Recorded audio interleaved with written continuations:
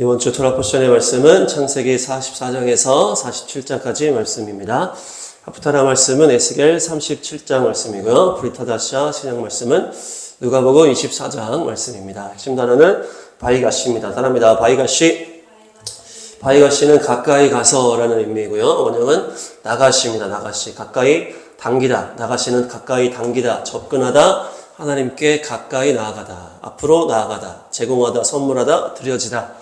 이런 다양한 의미들이 있습니다. 말씀 먼저 보겠습니다. 창세기 44장 18절 시작. 유다가 그에게 가까이 가서 이르되 내 주여 원하건대 당신의 종에게 내 주의 귀에 한 말씀을 아뢰게 하소서. 주의 종에게 노하지 마소서. 주는 바로와 같으심이니이다. 아멘.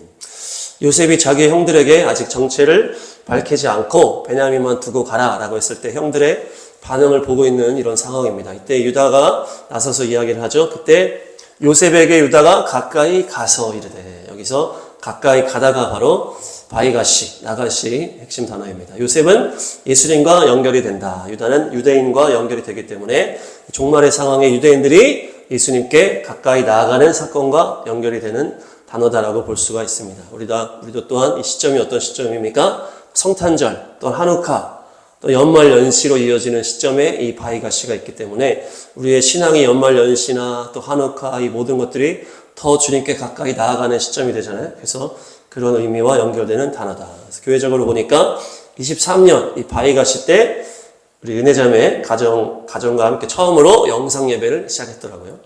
그리고 그때 또 이스라엘 대사관 또 가가지고 추위에 떨면서 예배했던 날이 또 바이가시였고, 24년 바이가시 때는 연말 연시가 겹치면서 이 기간에 송구행신 예배가 있었고, 이때 한우카 특별 실시간 경배 찬양, 이것을 또 한우카 내내 이렇게 8일 동안 가졌었습니다. 그러면서 우리가 이 실시간을 그 즈음부터 이제 이용을 하기 시작했다. 우리가 처음 개척하자마자 실시간 하지 않았고 그 즈음부터 이제 한 거죠. 그래서 성탄절, 송구영신 이렇게 하면서 한우카 하고서 이 봄에 열방기도도 실시간으로 했다.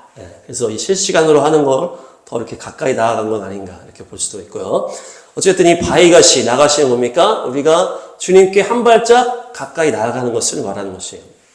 주님께 한 발짝 더 가까이 나아가시길 바랍니다.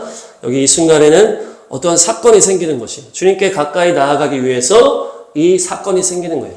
요셉의 사건 이후에 또 베냐민의 이 상황이 누구한테 생긴 겁니까? 이 유다와 그 형제들에게 생긴 것이에요. 가까이 나아갈 수밖에 없는 이 사건이 생기게 됩니다.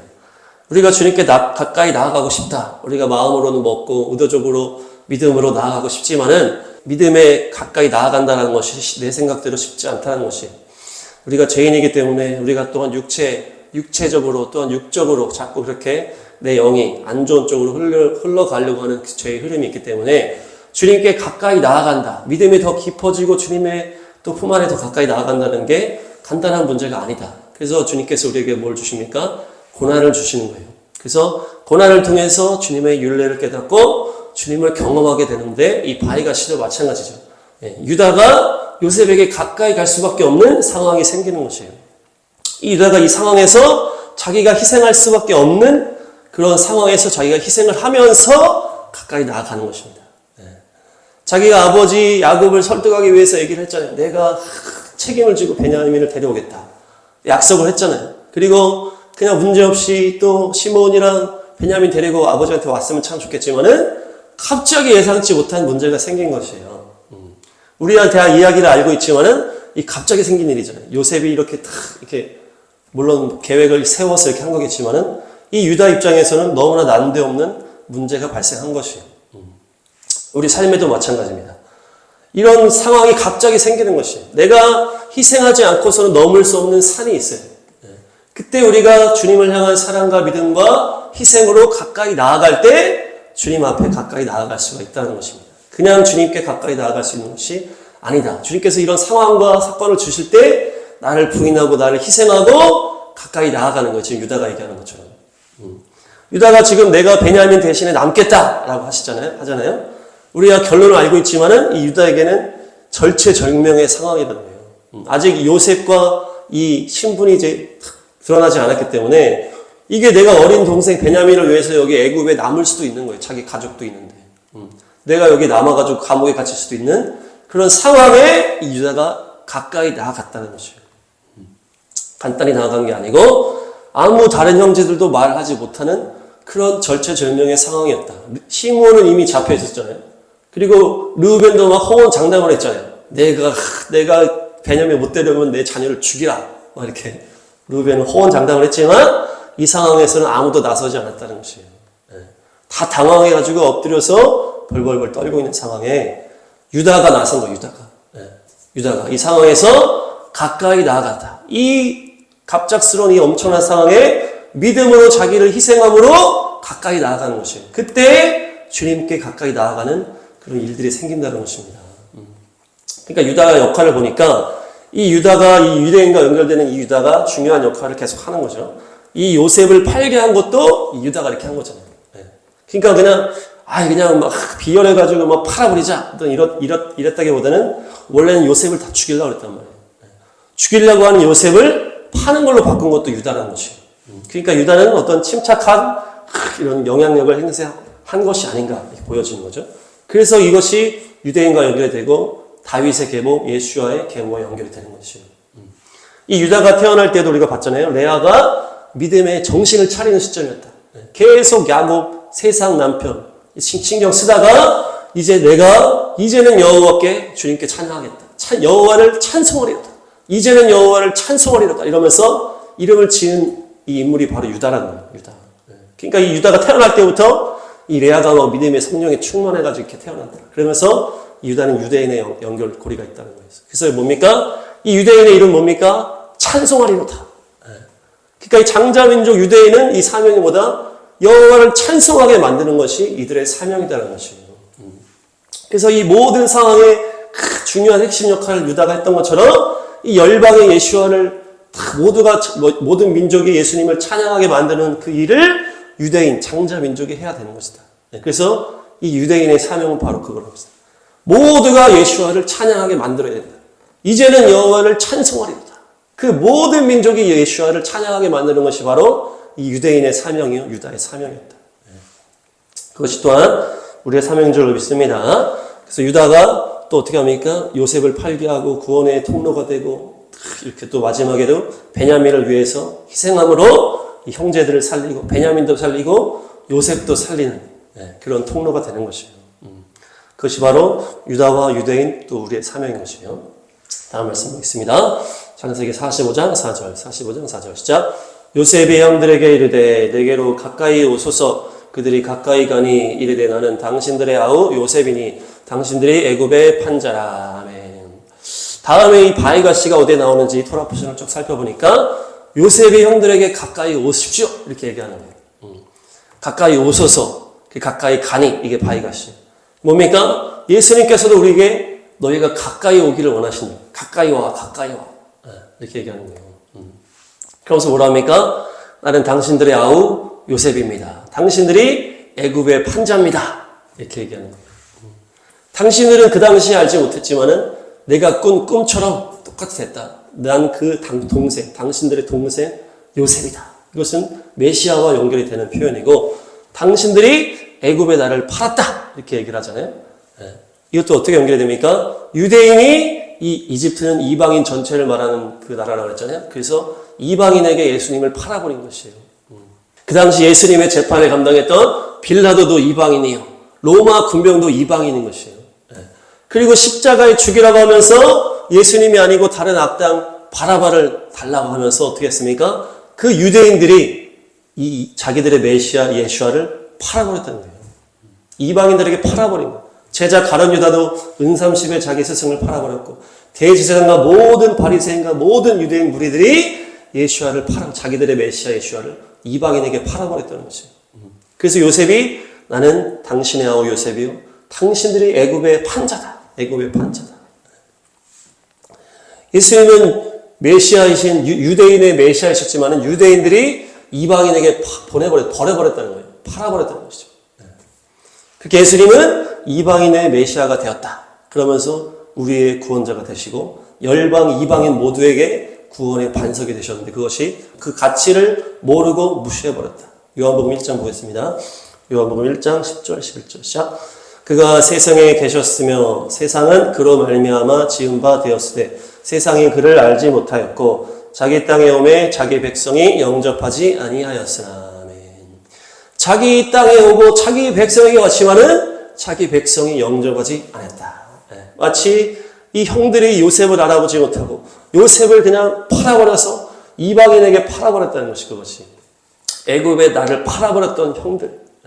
유대인들이 이 메시아 예수아를 이방인에게 팔아버렸다. 결국 그 이방인인 우리가 그 예수님으로 인해서 엄청난 특혜를 누리고 구원의 선물을 받게 되었다. 그러면서 요셉이 이집트에 팔려가지고 어떻게 됐습니까? 그 이집트가 그렇게 풍성한 부강한 나라가 된 거예요. 열방의 예수와의 복음이 흘러가서 다 그들이 막 살아났잖아요. 똑같이 이 유대인, 이 요셉이 이 애굽에 팔린 다음에 애굽이 점점 부강해져가지고 완전 최고의 제국이 돼버린 거예요. 그렇게 이 환란 흉년 가운데 이제 더 막 모든 땅을 다 먹게 되는데 이 시점에 이 유대인들이 요셉, 예수와께 돌아올 때가 됐다라는 것이죠. 그러나 예수님은 사실 유대인의 왕, 그들의 메시아이셨다. 요셉은 그들의 아우였다. 그렇죠? 이제는 유대인들이 그 예수와의 특혜를 누릴 때가 됐다는 것이에요. 이제 야곱이 그 잃어버린 아들을 극적으로 찾게 되고 이 형들도 요셉과의 그 깊은 문제를 다 해결받고 어떻게 됩니까? 화해하고 그러면서 이 모두가 이 어려운 흉년의 때에 이 유대인으로 상징되는 이 야곱의 자손들이 완전히 그 최고의 그 이집트 제국에 들어와가지고 최고 좋은 땅에서 이 보호를 받으면서 풍요를 누리면서 특별 환대와 보호를 받게 되는 것입니다. 창세기 47장 11, 12, 11, 12 시작. 요셉이 바로의 명령대로 그의 아버지와 그의 형들에게 거주할 곳을 주되 애굽의 좋은 땅 라암셋을 그들에게 주어 소유로 삼게 하고 또 그의 아버지와 그의 형들과 그의 아버지의 온 집에 그 식구를 따라 먹을 것을 주어 복량하였더라. 아멘. 애굽의 좋은 땅 라암셋이라고 하는데요. 이 좋은 땅을 말하는 단어가 그냥 토부가 아니고 메타브예요. 메타브. 토부보다 더 좋은, 최고 좋은 메타브. 그래서 가장 좋은 것을 말하는데 이것은 야타브에서 나왔어요. 야타브 다음 보시면 야타브는 좋다, 훌륭하다, 아름답다, 호의를 베풀다, 기쁘게 하다 이런 의미들이 있어요. 그러니까 가장 좋은 땅을 준 것이에요. 근데 지금도 지도를 딱 보니까 이것이 카이로의 북쪽이 이 라암셋 고센 땅이라고 얘기하거든요. 카이로가 이제 수도인데 카이로 북쪽에 이제 그 고센이랑 이제 라암셋 땅이다 이렇게 얘기를 하는데 지금도 보면은 그 위에만 푸르러 카이로 북쪽만 쫙 푸르른 땅이 있고 나머지는 다 막 사막 같은 흙 땅이야. 그리고 나일강 근처만 이렇게 푸르르게 있고.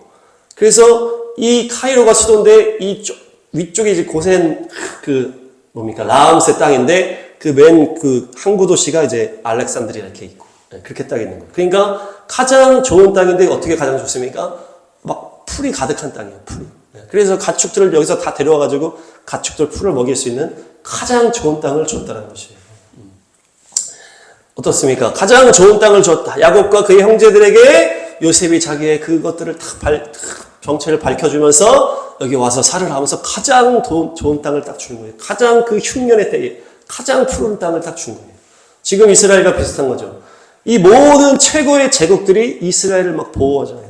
하나님께서 이스라엘을 딱 세우시고 그 다음에 하나님이 가장 큰 제국을 통해서 이스라엘을 보호하고 이 과거에 에덴 동산에 있었던 가장 비옥한 그들의 땅, 이 이스라엘 땅을 탁 이제 허용하고 거기서 이스라엘가 쫙 자라나면서 이 미국과 영국이 막 보호하면서 먹이고 요셉이 그 야곱과 자손들을 막 먹였다 그러잖아요. 똑같이 이 전 열방의 최고 제국이 이스라엘 땅을 계속 먹이는 거예요. 똑같은 상황이에요. 다음 말씀 보시죠. 창세기 46장 33, 34 시작. 바로가 당신들을 불러서 당신의 직업이 무엇이냐 묻거든. 34. 당신들은 이르기를 주의 종들은 어렸을 때부터 지금까지 목축하는 자들이온데 우리와 우리 선조가 다 그러하니이다 하소서. 애굽 사람은 다 목축을 가증히 여기나니 당신들이 고센 땅에 살게 되리이다. 아멘. 바로가 야곱과 형제들을 불러가지고 직업을 물어봤을 때 목축업이라고 해라. 목축업이라고 하면은 이집트가 이 목축업을 가증히 여긴다 이렇게 하거든요. 그래서 따로 구별되어서 할 수 있다 이렇게 얘기를 하는 거예요. 보시면 목축하는 사람들의 했을 때 처음에는 미크네라고 해요. 미크네가 가축이라는 의미고 그 뒤에 목축을 가증히 여긴다 했을 때 미크네를 쓴 것이 아니고 라하촌 이렇게 썼어요.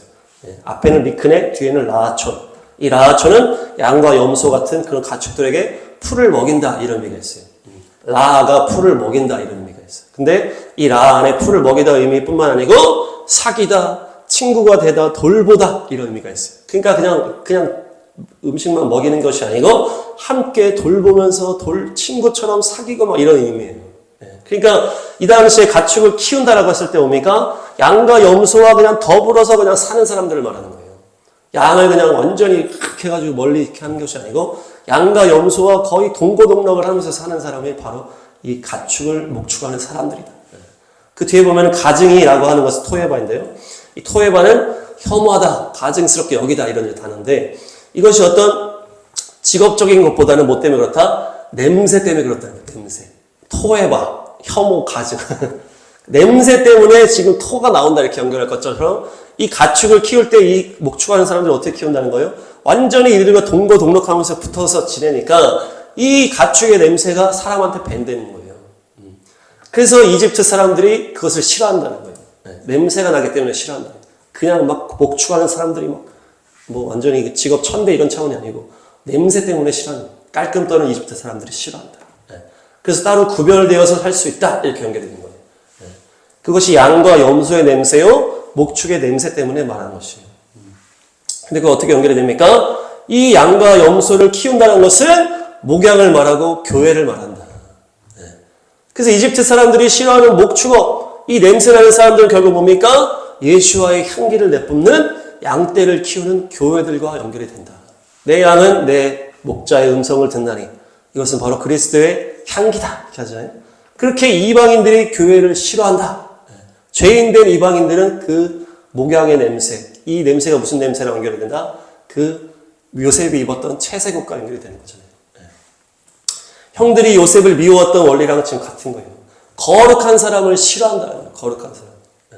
지금 이 이방인과 연결되는 애굽 사람들이 이 냄새나는 사람들을 이제 목축하는 사람을 싫어하는 것이 뭐와 연결이 된다? 이 죄 많은 사람들이 거룩한 자들을 미워하는 것과 연결이 된다는 것이. 거룩한 사람은 무슨 냄새가 납니까? 예수와의 향기가 난다. 그리스도의 향기.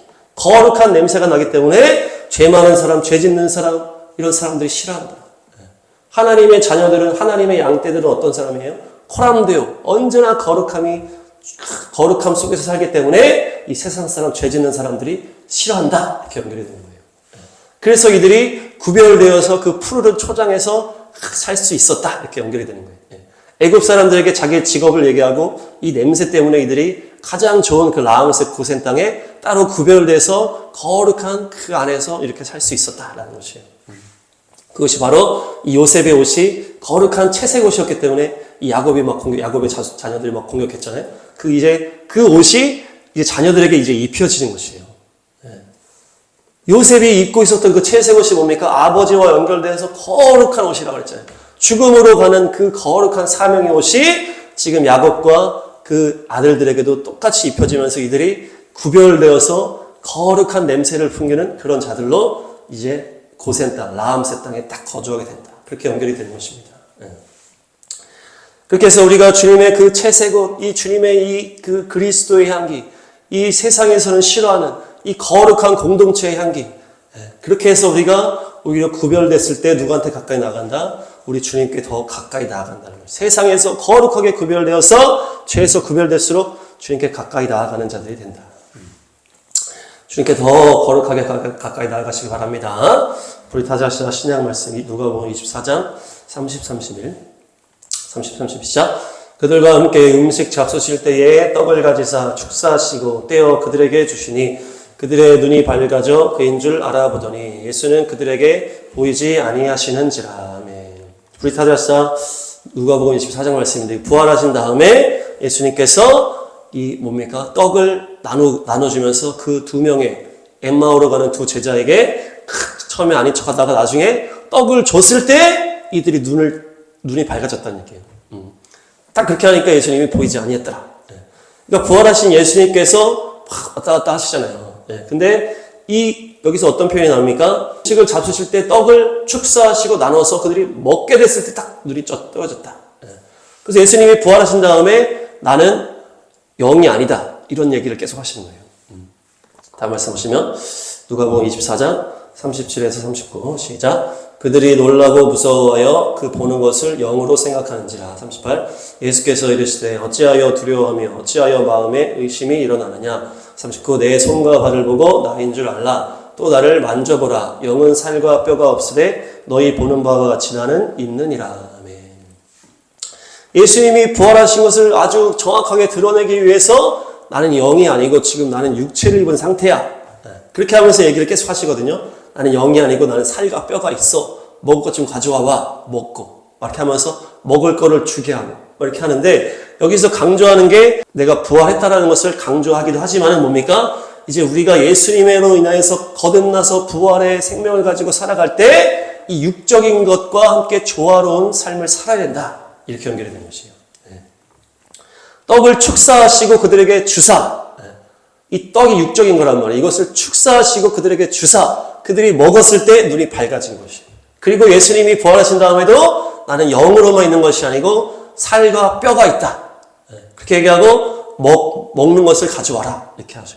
그러면서 뭡니까? 부활한 이 예수님의 그 제자들, 이 부활한 거듭난 사람들의 삶 가운데 영과 육적인 것이 조화가 있어야 된다는 것이에요. 그것이 바로 이 바하이가시의 또 한 가지 메시지라는 것이에요.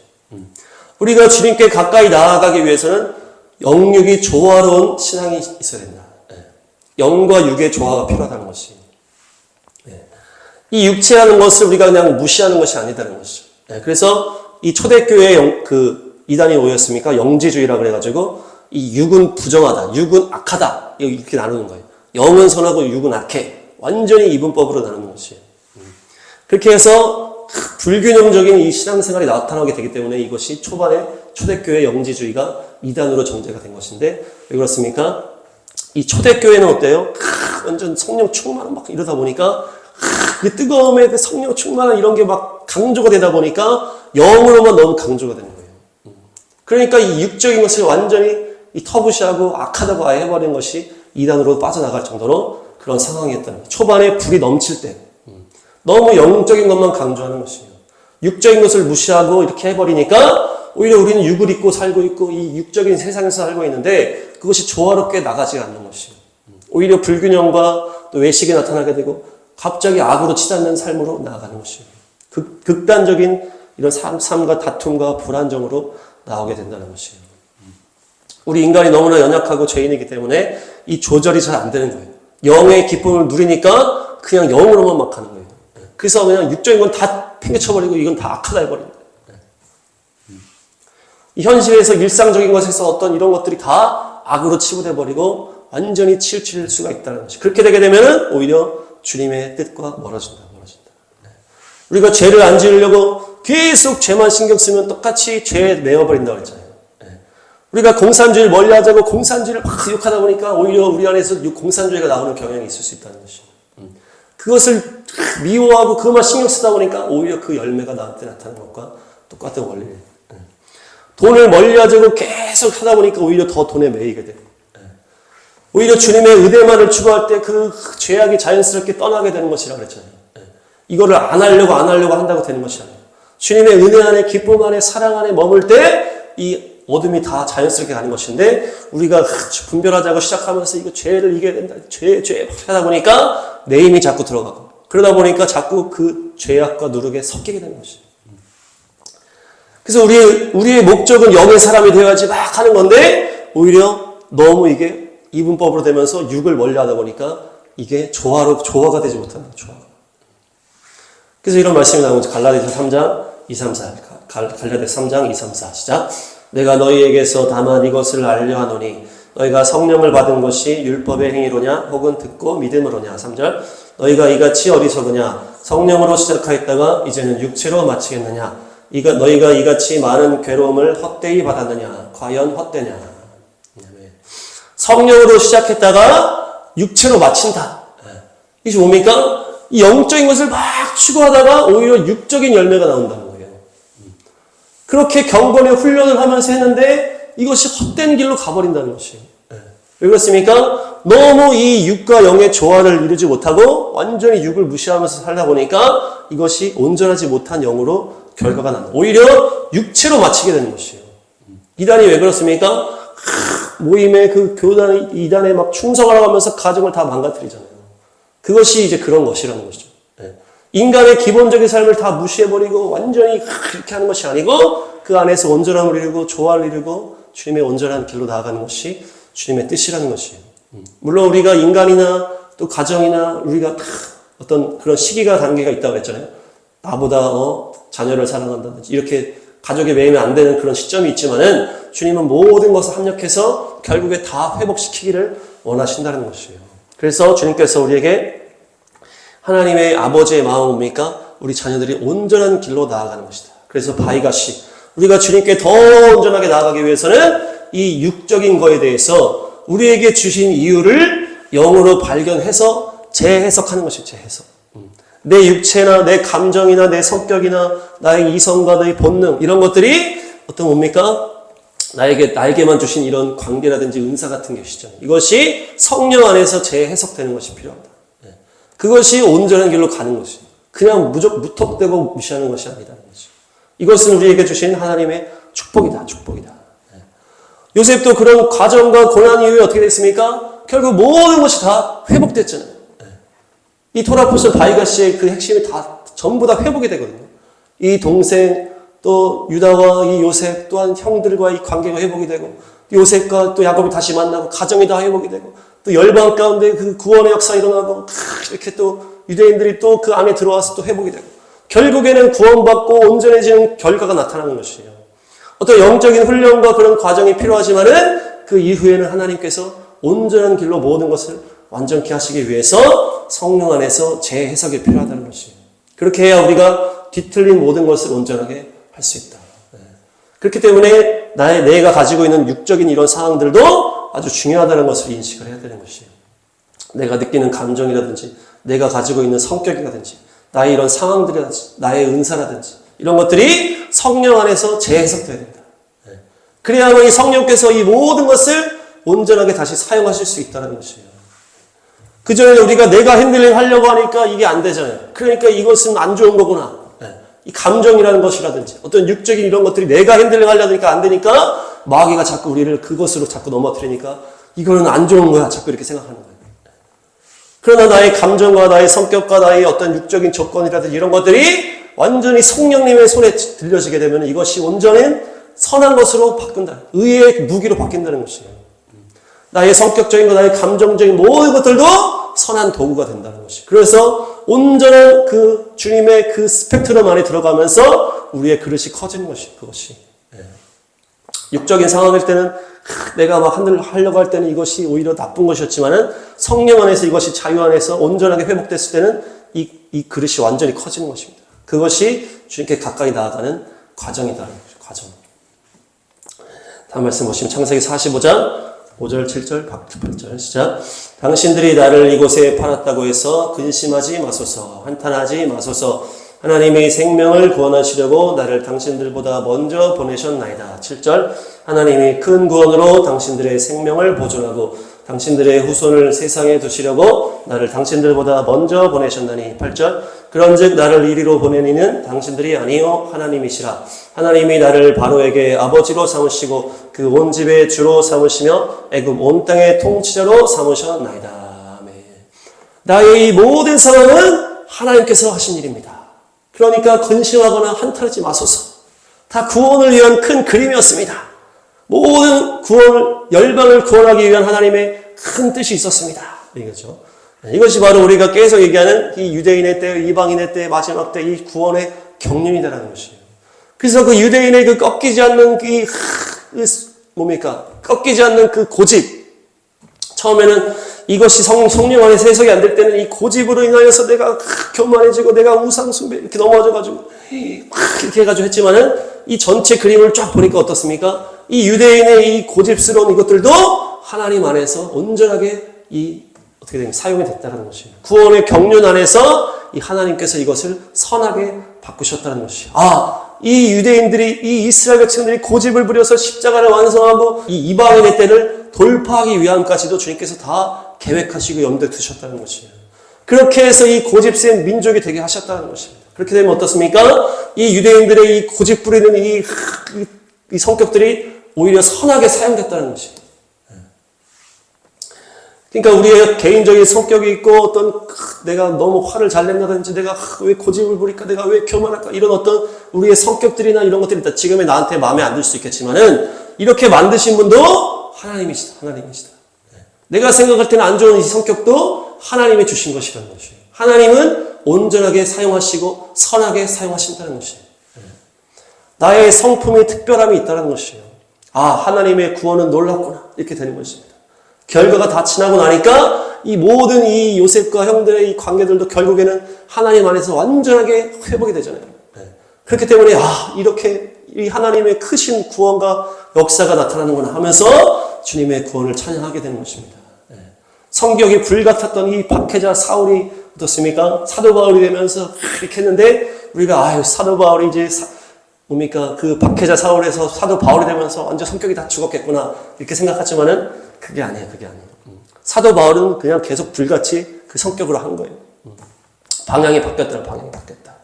다음 말씀 보시면 디모데후서 4장 10절 11절 시작. 대만은 이 세상을 사랑하여 나를 버리고 데살로니가로 갔고 그레스게는 갈라디아로 디도는 달마디아로 갔고 11 누가만 나와 함께 있느니라. 네가 올 때에 마가를 데리고 오라. 그가 나의 일에 유익하니라. 아멘.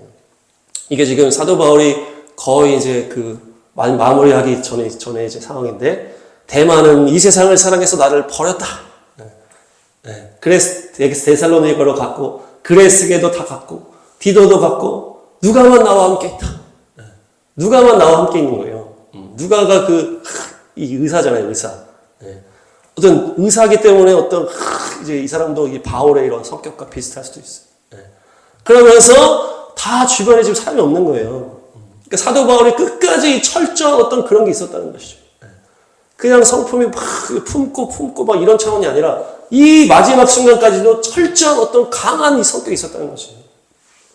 네가 올 때 마가를 데리고 오라. 이 마가는 어떤 사건입니까? 이 마가 문제로 바나바랑 바울이랑 싸웠잖아요. 그래서 이 마가 이렇게 하는 건 이제 용납은 안 됩니다. 막 이러면서 이 바나바는 용납해야지. 안 돼! 해가지고 그랬는데 지금은 마가랑 지금 관계가 있다는 얘기잖아요. 마가를 데리고 오라.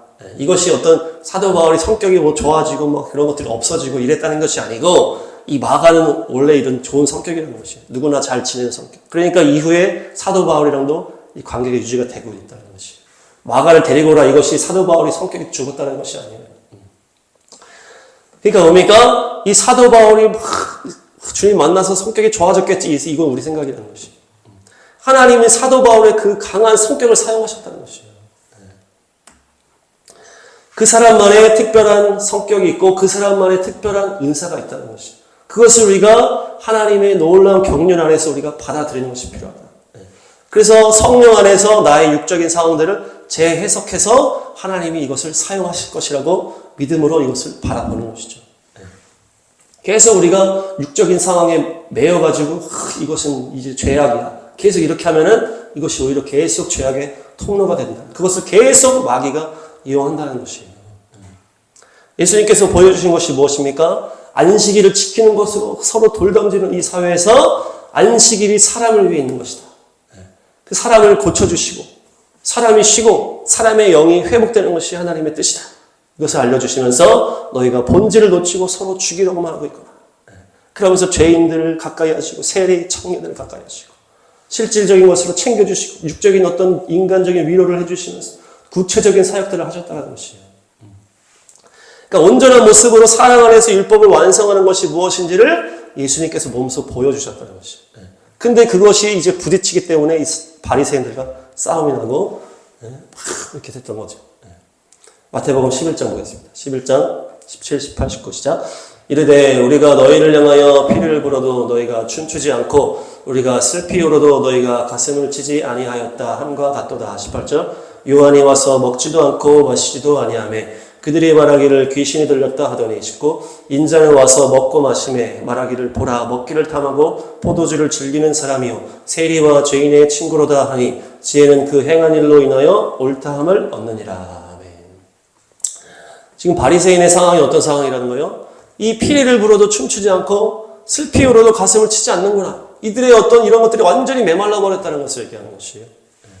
그러면서 요한이 와서 먹지 않는 거에 대해서는 또 귀신 들렸다고 하고 내가 와서 뭐 먹고 그러니까 탐한다고 하고 세리와 죄인의 친구라고 욕하고 그런 식으로 욕하려면 뭘 해도 욕한다는 것이죠. 이들이 어떤 행위적인 이런 거를 하면서 정죄하고 막 그러다 보니까 이들의 어떤 심령이 완전히 메말라 버린 거예요. 너희가 피리를 불어도 춤추지 않고 슬피 울어도 가슴을 치지 않는구나. 완전히 이것들이 메말라져 버린 거예요. 왜냐? 이것을 계속 선과 악으로 구별하면서 이렇게 하다 보니까 예수님이 그것이 아니라는 것이에요.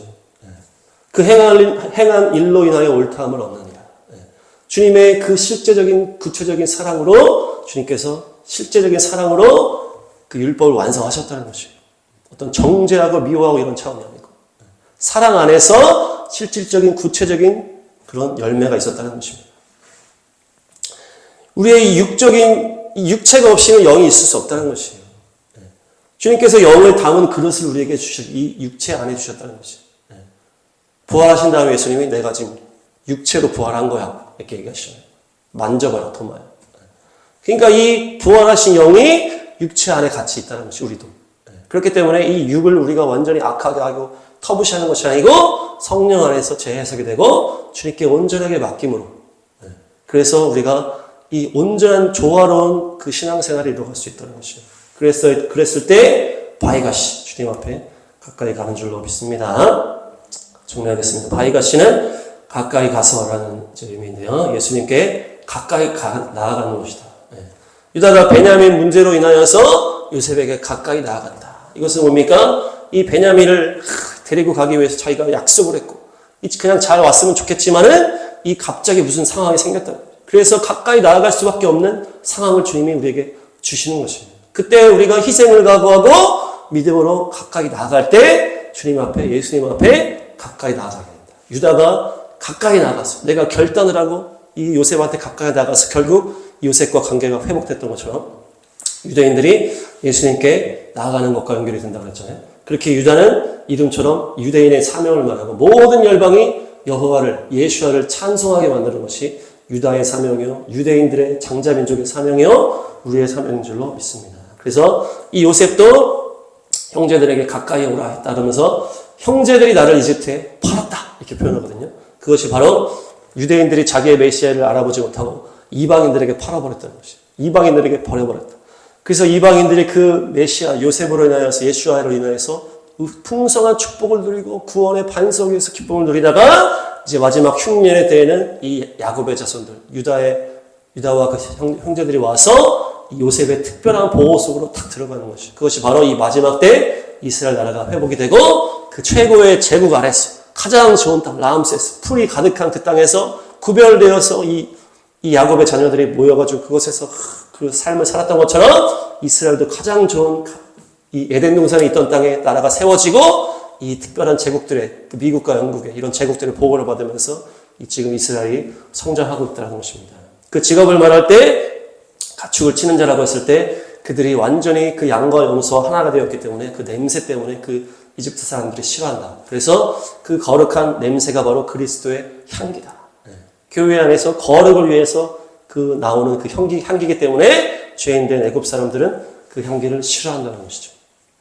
또한 신약 말씀에서 부활하신 예수님께서 내가 영으로 있는 것이 아니고 육체 안에 같이 있다. 그래서 우리가 거듭난 우리가 이 육의 테두리 안에서 살 때에 우리가 육적인 것을 무조건 무시하거나 죄악으로 여기면 안 된다. 그래서 성령 안에서 육에 대한 재해석이 일어나서 나의 어떤 감정이나 나의 성격이나 육적인 모든 상황들이 성령님께 핸들을 드림으로 인해서 더 풍성한 그릇이 될 수 있다는 것이다. 그래서 나의 모든 성격과 감정과 이 모든 것은 주님께서 다 계획하시고 주님께서 주신 것이기 때문에 또 하나님의 구원의 경륜 안에서 가장 선하게 인도하신다. 그래서 우리가 그냥 그대로 의의 도구로 나를 내어드립니다.